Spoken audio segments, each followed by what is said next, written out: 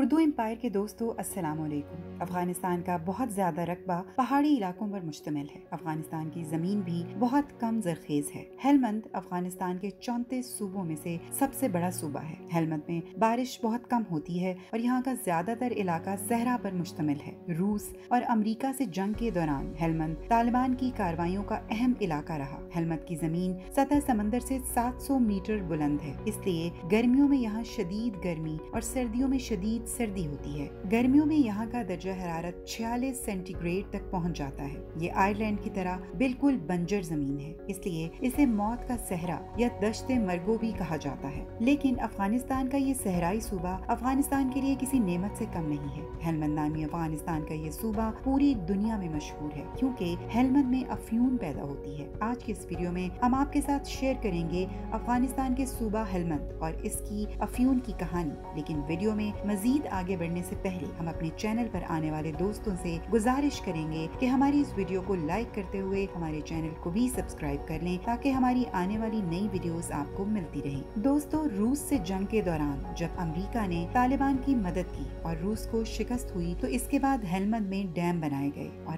اربوں روپے کی لاگت سے سینکڑوں کلومیٹر لمبی نہریں کھودی گئیں۔ ان نہروں سے افغانستان کا یہ صوبہ زرخیز ہو گیا۔ یہاں پر پہلے سے ہی افیون کی کاشت ہوتی تھی۔ مناسب نہری نظام کے بعد افیون کی کاشت میں بے پناہ اضافہ ہوا۔ یہ بات جان کر آپ کو حیرانگی ہوگی کہ افغانستان افیون کی پیداوار میں دنیا کے تمام ممالک میں پہلے نمبر پر ہے، اور مزے کی بات یہ ہے کہ افغانستان کے افیون کا 90% حصہ افغانستان کے صوبہ ہیلمند سے آتا ہے۔ یعنی ہم یہ بھی کہہ سکتے ہیں کہ پوری دنیا میں سب سے زیادہ افیون ہیلمند میں پیدا ہوتی ہے۔ پوری دنیا میں صوبہ ہیلمند سے افیون کی سپلائی ہوتی ہے۔ دوستو، افیون بہت قیمتی ہے۔ افیون نشاور ضرور ہے لیکن یہ بہت قیمتی اور مہنگی میڈیسن بنانے میں بھی استعمال ہوتا ہے۔ ہیلمند صوبے کے دارالحکومت کا نام لشکرگاہ ہے۔ جب ہیلمند میں بہترین نہری نظام بن گیا تو ہیلمند کے دارالحکومت لشکرگاہ میں درخت لگائے جانے لگے اور اینٹوں کی مدد سے امریکی طرز کے گھر بنائے گئے۔ یوں نہری نظام کی بدولت افغانستان کا بنجر ترین صحرائی صوبہ زرخیز ترین ہو گیا۔